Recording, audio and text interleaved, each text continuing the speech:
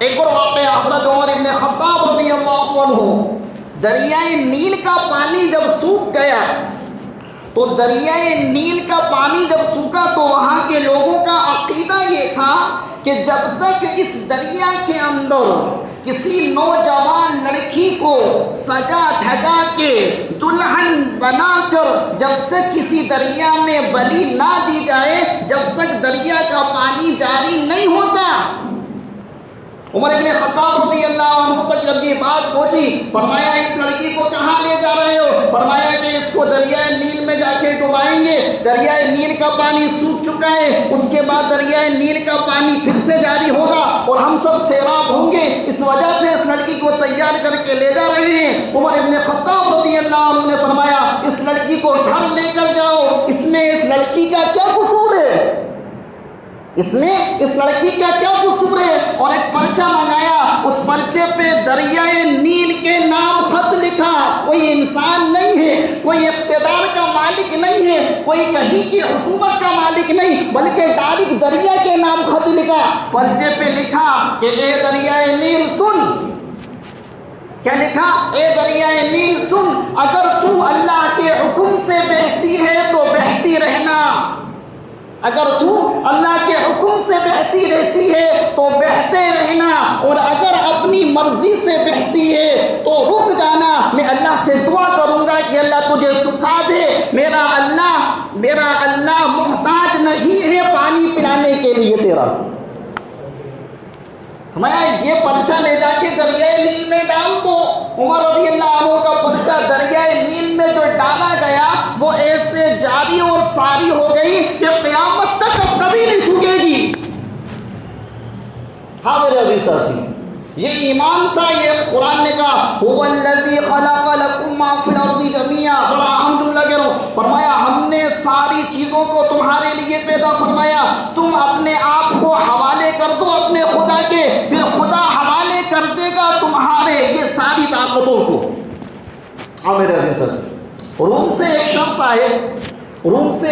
آئے اور پوچھا، کسی سفارت کے سلسلے میں آئے ہوں گے، حکومت کے سلسلے میں، مسلمانوں کے امیروں سے بات کرنے۔ عمر ابن خطاب رضی اللہ عنہ کا زمانہ ہے۔ پوچھا کہ بھائی آپ کے خلیفہ کہاں ہیں؟ لوگوں نے بتایا بیت المال کے اونٹ چرا رہے ہیں۔ کیا کر رہے ہیں؟ بیت المال کے اونٹ چرا رہے ہیں۔ کون خلیفہ؟ یہاں تو ذرا سی سرکاری نوکری لگ جائے تو آسمان پہ دماغ چلا جاتا ہے، گاڑی سے نہیں اترتے۔ آپ دیکھو ذرا سے سڑے سونے۔ جب پہنچا یہ سفیر تو کیا دیکھتا ہے؟ عمر رضی اللہ عنہ لیٹے ہوئے ہیں اور اونٹ چپ رہے ہیں۔ عمر رضی اللہ عنہ ایک درخت کے سائے میں لیٹے ہیں اور ایک شیر حضرت عمر رضی اللہ عنہ کی رکھوالی کر رہا ہے۔ جیسے اس سفیر نے دیکھا وہ شیر کی دہاڑ سنی، عمر رضی اللہ عنہ کی آنکھ کھل گئی۔ عمر رضی اللہ عنہ کے قریب آئے، فرمایا کہ آپ کی حکومت تو جنگل کے جانوروں پر بھی ہے۔ حضرت عمر رضی اللہ عنہ نے فرمایا کہ ہم جس کی غلامی میں ہیں، یعنی حضور اکرم صلی اللہ علیہ وسلم، جو شخص بھی ان کی غلامی میں آ جائے گا اللہ تعالیٰ دنیا کی ہر چیز کو اس کے قبضے قدرت میں کر دیں گے، ہر چیز پھر اس کے قبضے میں ہو جائے گی، کوئی چیز اس کے خلاف نہیں جائے گی۔ دوسرا دن جب ہوا تو دیکھا کہ عمر رضی اللہ عنہ مشکی سے گھر پانی لے جا رہے ہیں بھر کے۔ کیا کر رہے ہیں؟ ہم تو راستے میں اگر پتھر پڑا ہو نا تو اس کو ہٹانے میں ہماری شان گھٹتی ہے، راستے میں اگر کیلے کا چھلکا پڑا ہو تو ہم تو یار کا پیسے والے ہیں، ہماری شان گھٹتی ہے۔ عمر رضی اللہ عنہ نے سکھایا، بتایا، مشکیزے سے پانی پلا رہے ہیں۔ نوکروں نے پوچھا کہ حضرت ہم بھی تو تنخواہ لیتے ہیں، کیوں نہ ہم یہ کام کریں؟ فرمایا کہ نہیں بھائی، میرے اندر گھمنڈ آ گیا تھا، میرے اندر ذرا سا تکبر آ گیا تھا۔ کل روم سے سفیر آیا تھا، اس نے میری تعریف کر دی تھی، وہ گھمنڈ اور تکبر میرے دل سے نکل جائے، اس وجہ سے لوگوں کے گھر میں پانی پہنچا رہا ہوں۔ تو میرے عزیز ساتھی ایک اور واقعہ یاد آ گیا۔ حضرت عمر رضی اللہ عنہ مسجد نبوی میں کھڑے ہو کے خطبہ دے رہے ہیں، مدینہ منورہ میں سیلاب آیا اور مدینہ منورہ کی زمین ہلنے لگی، بھوکم آیا۔ عمر ابن خطاب رضی اللہ عنہ کے ہاتھ میں عصا ہے، اس عصے کو زمین پر مارتے ہیں اور فرماتے ہیں اللہ اکبر. یہ صحیح ایمان والے. ہم اور آپ تو ذرا میں ڈر جاتے ہیں اب کیا ہوگا، اب کیا ہوگا، فلاں حکومت نے یہ اعلان کر دیا اب کیا ہوگا. یاد رکھیے گا، بڑی زبردست بات آپ سے کہہ رہا ہوں، اگر ہمارا ایمان بنائے، اگر ہمارا عقیدہ بنائے، اگر میرا یقین اللہ پہ، خدا کی قسم ساری دنیا ایک طرف ہو جائے، ہم مطمئن ہو کے بیٹھے رہیں گے، جو اللہ چاہے گا وہ ہوگا.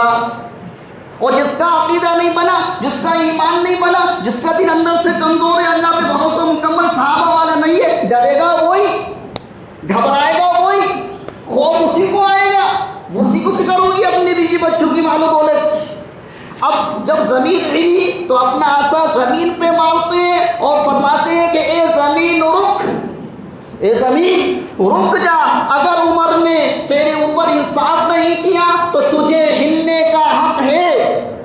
اگر عمر نے تیرے اوپر انصاف نہیں کیا تو تجھے ہلنے کا حق ہے. اگر عمر نے تیرے اوپر انصاف نہیں کیا تو یعنی انصاف کیا ہے، اگر میں نے انصاف کے خلاف تیرے ساتھ چلا ہوں تو تو ہل. وہ زمین کتابوں میں بڑا اچھا واقعہ لکھا ہے، اسی وقت ہلی تو ہلی، لیکن آج تک پھر مدینہ منورہ میں زلزلہ نہیں آیا. ہاں میرے عزیز ساتھی، یہ حضرت عمر رضی اللہ عنہ کا جو ہے ایمان، حضرت عمر رضی اللہ عنہ کی جو اتباع سنت، اللہ کے نبی کے طریقوں پر چلے. ہم اور آپ کو یہ بتایا، ایک مرتبہ حضرت عمر رضی اللہ عنہ گشت لگا رہے ہیں، لوگوں کے گھروں میں جا رہے ہیں، پوچھتے پھر رہے ہیں کہ کس کے کیا حالات ہیں. راتوں کو گشت لگاتے، کبھی دن کو گشت لگاتے، حکومت کا اپنی رعایا کا اتنا خیال رکھتے تھے. یہ میں نے آپ کو واقعے بتائے. اور کئی آیتیں قرآن کریم میں حضرت عمر رضی اللہ عنہ کے رائے کے مطابق اتری ہیں. پردے کی آیت حضرت عمر رضی اللہ عنہ کی منشا کے مطابق اتری، شراب کی آیت حضرت عمر رضی اللہ عنہ کی منشا کے مطابق اتری. بس آخری جملہ کہتا ہوں، عطا اللہ بخاری رحمۃ اللہ علیہ نے لکھا ہے، جس نے بخاری کی شرح لکھی ہے، فرمایا کہ جتنے اللہ کے نبی کے پاس آئے یہ مرید رسول تھے. کیا تھے؟ یہ مرید رسول تھے. اور حضرت عمر رضی اللہ عنہ مراد رسول تھے.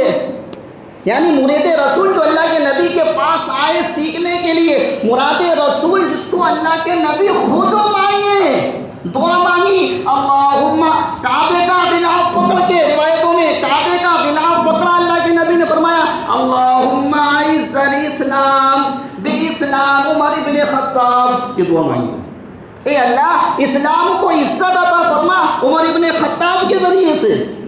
یہ دعا مانگی ہے کعبے کا غلاف پکڑ کے، جب تو اسلام کے اندر آئے ہیں. اللہ کے نبی نے عمر کو خود مانگا تھا تو یہ مراد رسول تھے. فرمایا لا نبی بعدی لکان نبی لکان عمر، فرمایا کہ میرے بعد کوئی نبی نہیں. اگر نبوت کا سلسلہ چلتا تو عمر ابن خطاب کو نبی بنایا جاتا. کیا مقام و مرتبہ ہو.